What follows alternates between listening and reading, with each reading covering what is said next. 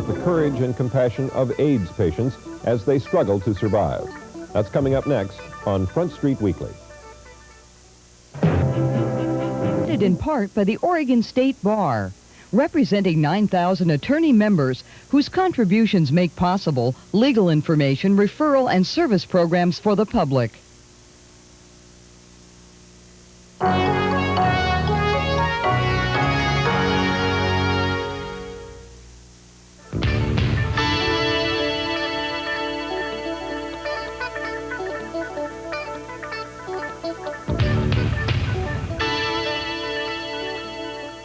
Good evening. I'm Gwyneth Gamble Booth. And I'm Jim Swenson. Welcome to this special edition of Front Street Weekly. Tonight, we're going to devote the entire half hour to a personal look at the devastation of AIDS and the emotional changes that its victims go through as they confront the ultimate reality of the disease. Reporter Rod Minot and photographer Steve Gosson show us the courage and concerns of residents of a unique home in Portland for those dying of the disease. We want to caution you. Tonight's program contains material some might find objectionable.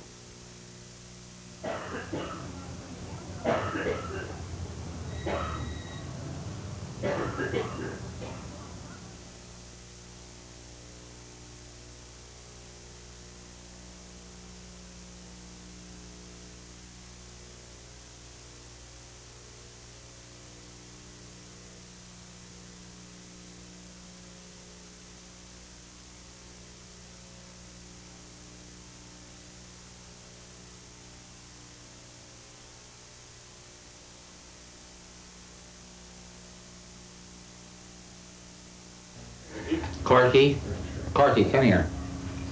Come here, Corky. Up. Come on, play dead. All the way, play dead. It's morning at the Juniper House. Down. Oh. Do them all over. While bedridden, Wayne Orris has trained Corky, the house dog, to do these trips. That was real good. Wayne is dying of AIDS. Okay, down. So are the other 4 residents of Juniper, One more time. where waking up means having survived another night. Oh, your hot chocolate. It's getting warmed up. Is that what you want, is your hot chocolate? Okay. You want your coffee?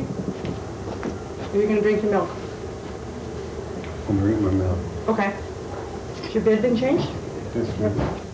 From day to day, they struggle to keep what little health and independence they have left. Each patient here is in the mid to later stages of AIDS, a disease that's destroying their body's ability to fight off infections. There is no cure. Death will come slowly, painfully. Any hour, any day can bring a turn for the worse.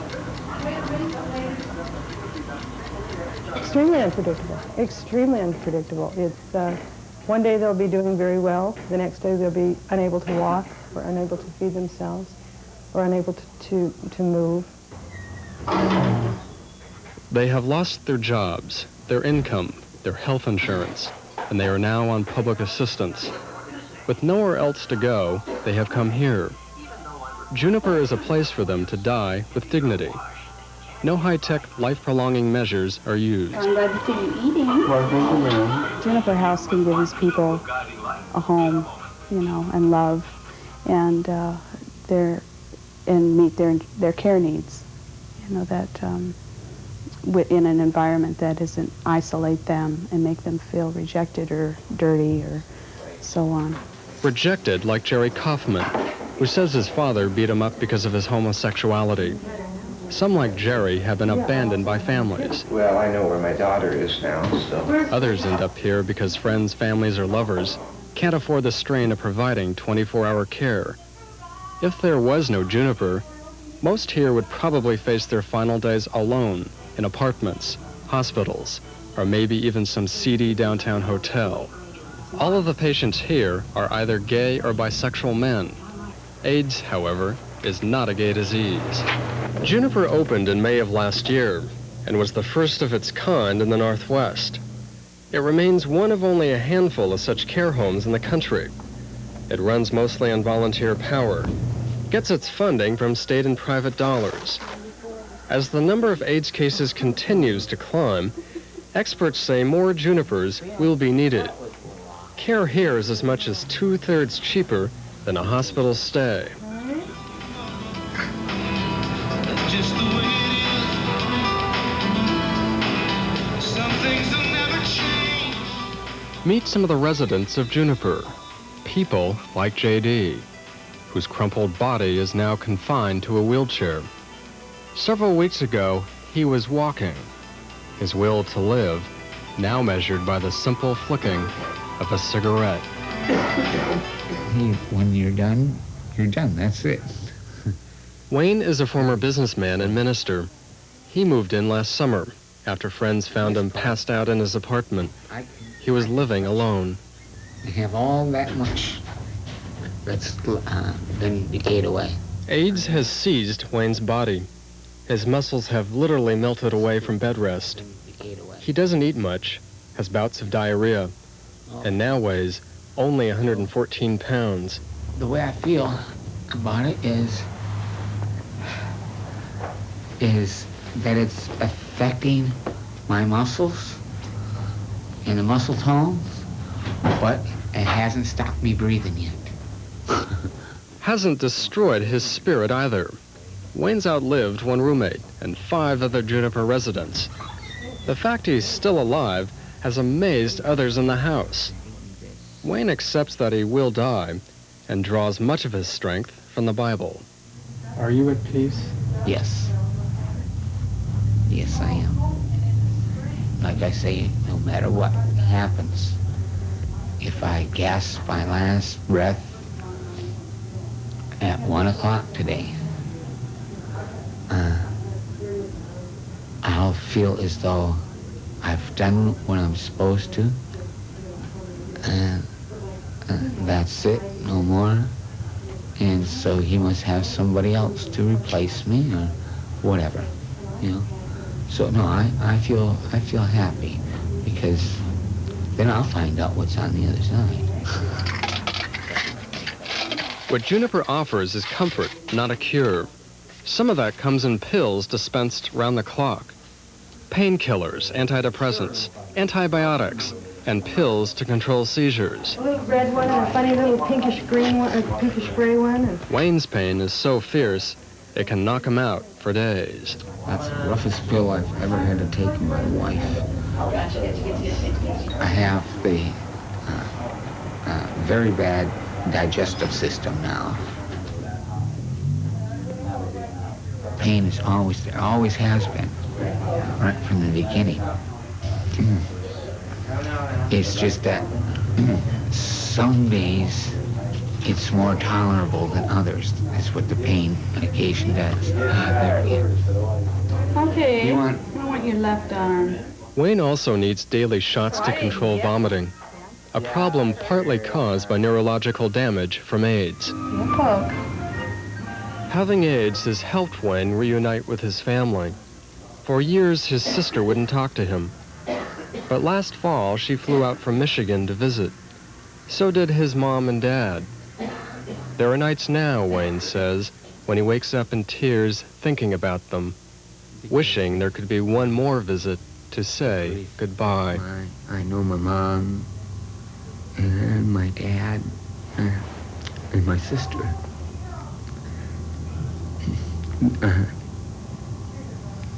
And I know my brothers, my 3 brothers, they care. And it's just the grief that they'll be going through, you know, after I'm gone. But I would like to kind of see them all too.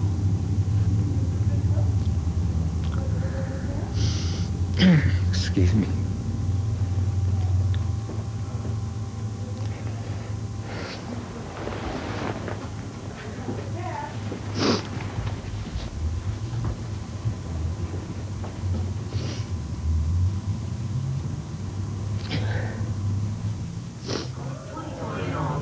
He once was a chef in Los Angeles.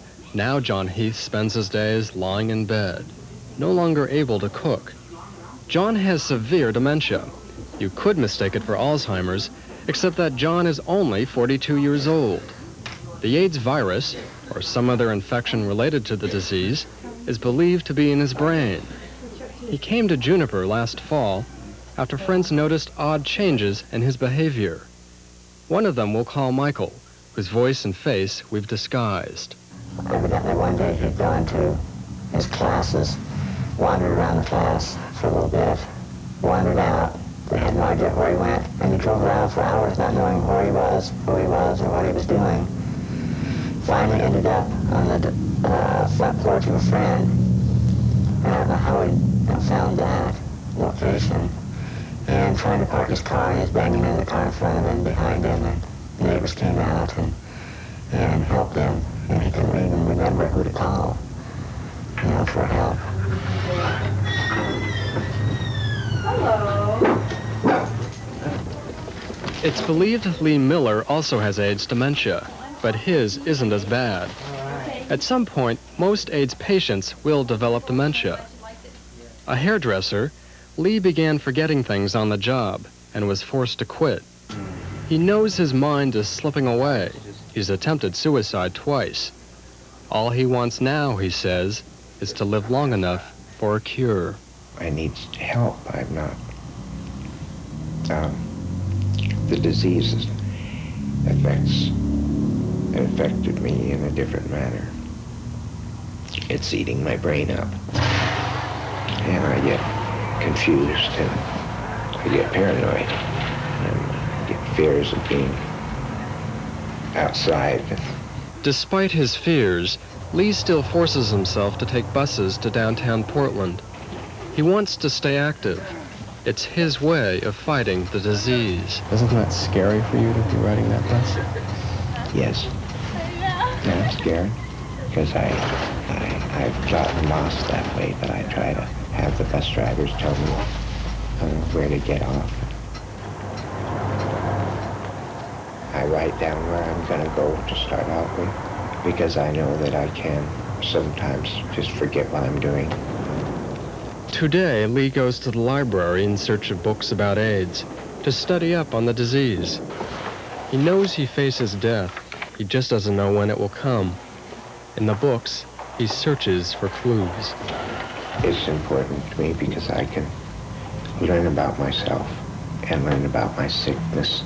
I have to know the symptoms of if I'm really wigging out or people are just saying that. I've got to know myself.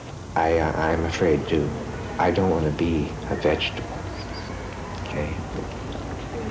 And by not doing things for yourself and by giving up and just having people wait on you, I give up.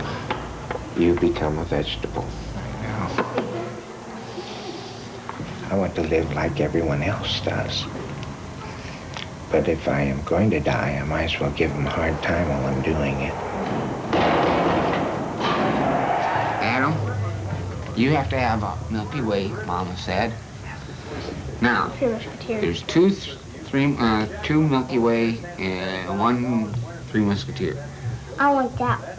To Andrew, DJ, and Melissa, children of one of the Juniper staffers, he's Uncle Wayne. Now, don't spoil your lunch now. I know. It's sort of nice to hear, I'm Uncle Wayne. It's neat. And then they know, too, that I have candy. And so they get a piece of candy if they're good. Do you want them clipped? Filed. Volunteers and staff understand the risks of getting AIDS and take precautions to protect themselves. They know the virus can't be transmitted by casual contact. Juniper staffers like Pat Boston say they have no fears. And if you take the proper precautions that you don't put yourself at risk, you can hug them, you can touch them, you can talk to them, you can laugh with them, you can cry with them, and it's going to hurt, but it's not going to kill you. Pat's bigger concern is keeping patients comfortable. There are times when she feels helpless. It's not fair. It's not being able to understand why is this happening, or how can I take it away, or how can I make it better. If I was the good fairy, I'd wave my magic wand, but I'm not the good fairy, and so I just have to take it along with the rest of them. pain and fright can come in simply being moved. John is coming back from a doctor's appointment at a nearby hospital. When a patient like John leaves his bed, life can be pure hell.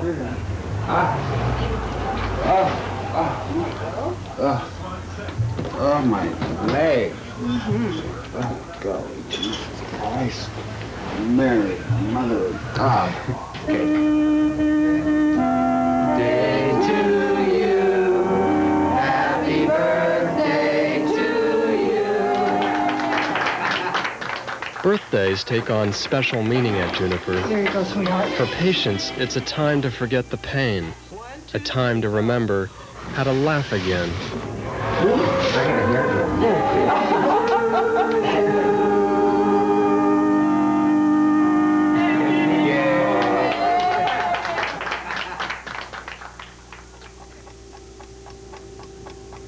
The laughter doesn't last for long. There's been a death. Not one, but two. J.D. and Barry, who lived in the Assisi House, a neighboring home also owned by Juniper. It's the first time two have died on the same day. Even days later, tension, tears, and fright linger. For Pat, it's the first time she's lost a resident. I was there when John passed away, and when I was the one that said, okay, he's gone now, Thelma, it's over. And that was real hard. And then I was there when they came, the mortuary came and got him, and I was the last one to cradle his head. And I wouldn't have had anybody take that away from me for anything. And now I'm going to cry. We all knew that this is his road is finished. But I told him I'm a little bit disturbed at you, J.G. Of course, he's not hearing this. See, I'm a little disturbed about you, James, because you're the next one. You're beating me up there, and so just clear a path for me when I come by. So I didn't say goodbye to him or anything. I just said so long until we see each other again. I didn't know, I have no idea that Barry was dying at all. And it caused me to have other seizures from it. At the Assisi House, right next door, Barry's death came as a shock. He'd recently moved in, and no one realized how close to death he was. Assisi was supposedly set up for those less sick with the AIDS virus. It marked the first loss in the house. In this discussion group, led by a volunteer nurse, there was fear among the residents, and the dark thought that perhaps one of them could be next. Some faces and voices have been disguised to protect identities. And maybe I live in a bubble, but I thought people don't die here, they die next door. That's a reality there. So as long as you're over here, you're safe. Right, but I don't think that. I don't think that. Because I know any day I could go. But, you know, the four of us, we've never really made a home here. But I thought, you understand what I'm saying, Jerry? I mean, I just figured that it would be the four of us, you know, not forever, but, you know, for a long time. Oh, I think we do have to have a party here. Yeah, because that's what I was going to say. You know, the happiness in this house will come back. But, yeah, you know, but we have to bring it back. Let's see, first of all, to my family goes the deer hanging on the wall, rings, watches. I have a yellow T-shirt. Wayne has already planned for his death. He drew up a will long ago. And a blue T-shirt with Oregon on it. I would like the following done in a funeral or a memorial, the cremation in Portland, because you can't transfer a body without it being cremated or embalmed over the state line. So it's going to be cremated, and it goes back to Michigan, where they're going to have at the services back there with all my relatives and that. Lee now realizes he'd better write a will too, something he hopes to work out today when his brother visits. I don't believe in cremating myself. Wayne says last fall his doctor predicted he wouldn't live more than 6 months.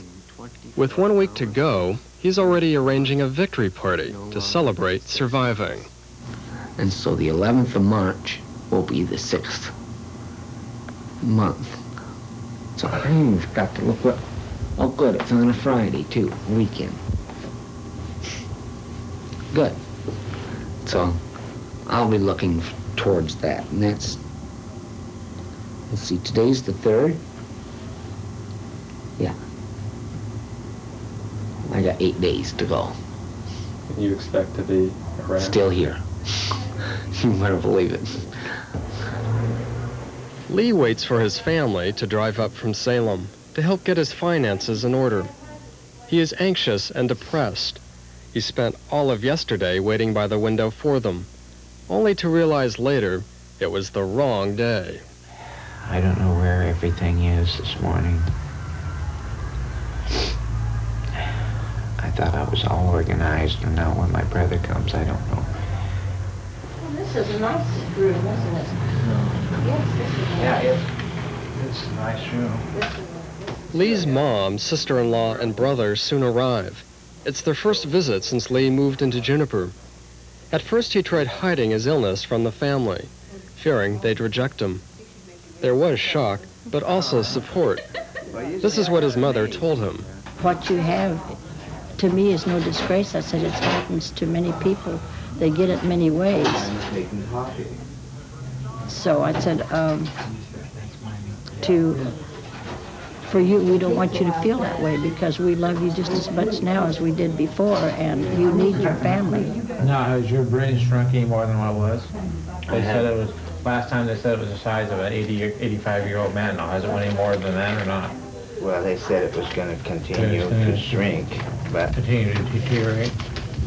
Yeah. Lee has been trying to get Social Security disability benefits to help pay for his care. In fact, he's been trying for 2 years now. He's been turned down twice, the latest just a few weeks ago, even though his doctor had already diagnosed him with AIDS and said he was unemployable. Now he's had to file an appeal, more papers and red tape that confuse and distress Lee. Today, Brother Bob loses his patience. I have a feeling that with the AIDS problem that they have, they figure that some of the AIDS patients are going to die before they ever approve the benefits. That's what I think. I think the government's just saying, okay, we'll turn them down 2 or 3 times and we'll save money this way. And in the meantime, they die and then they don't have to give them any benefits. That's what I think.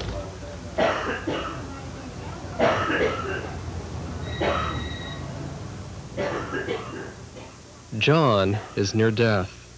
His last rites were given in the morning. For the past several days, friends and staff have been comforting him round the clock. His cries of pain now quieted by morphine. In the next room, they celebrate another birthday.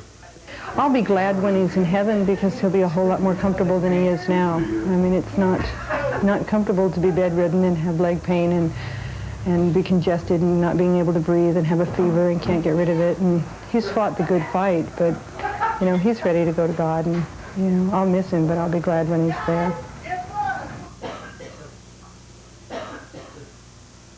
Six hours later, John Heath passed away, the 16th resident to die at Juniper.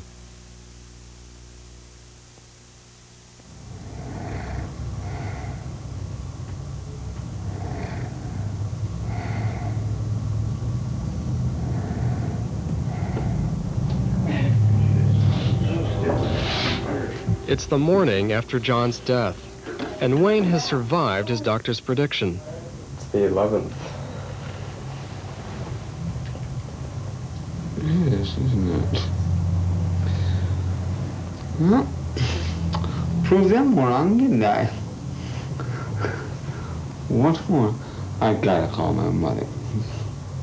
She'd be very happy to hear that. Tonight he'll celebrate with his victory party. For now, he remembers John.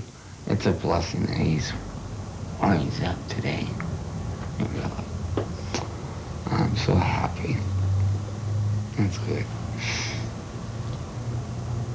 Are you happy where you're at today? Am I happy where I'm? Yes, I am. I sure am. I like parties, and I'm having one tonight. I would like to pie cake. make a toast. That night, Wayne celebrates with friends. I thank the dear Lord that this is my victory party for the third time. And not only to my victory, but also I'd like to be reminded that John, I toast to him as well. Wayne and other Juniper residents know their time will come and that others wait to move in here. But tonight, victory is more real than anything else. You beat him again, huh? I sure did. This time, for one brief moment, they have won.